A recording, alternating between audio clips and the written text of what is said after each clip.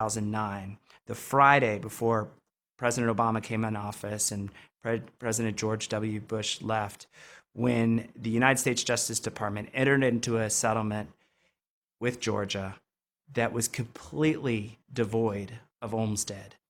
It was a giant Band-Aid for the hospitals. Fortunately, a non-lawyer decided to write the judge.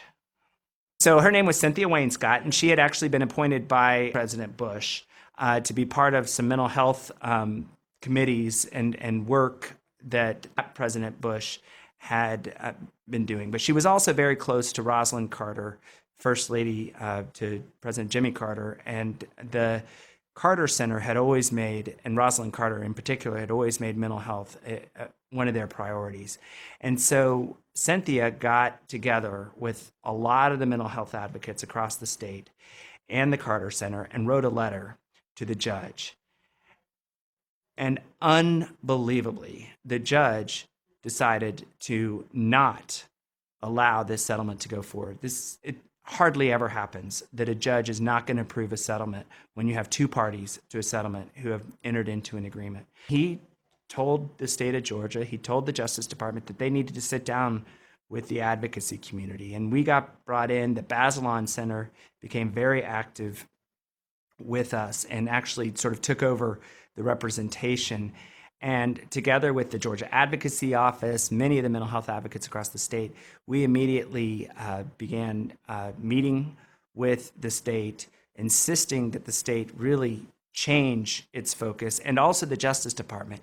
And that was the real transformation that happened. And I think the real thing that has moved Olmstead forward, and we still have a long way to go, but what's moved Olmstead forward from 2009 to the present is that the Civil Rights Division of the Justice Department has made Olmstead its priority. What ultimately happened was, I think, as much as anything, was the fact that the judge was holding the Justice Department and the state's feet to the fire. The Justice Department was transforming.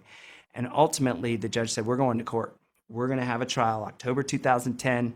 Y'all have talked enough. I'm going to try this, and I'm going to make a decision. And that is almost always in lawsuits when action happens. And the state and the Justice Department, along with some of the advocates, got together and really sort of hammered out what the settlement agreement was.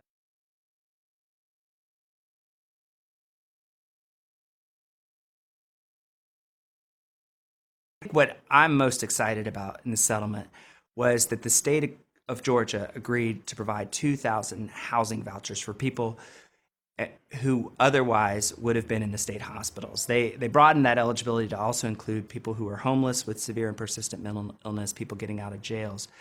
But it was mostly for folks, designed at least at the start, for people getting out of the state hospitals. Georgia was not going to continue the hospitals and invest in the community. So by choosing to invest in Olmstead, choosing to invest in the community, that meant that the state was going to, in fact, close the hospitals, and that started to happen.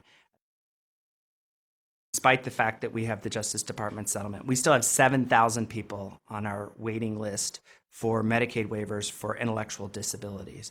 We have thousands and thousands of people in nursing facilities, and nursing facilities were not even touched by the Justice Department settlement agreement.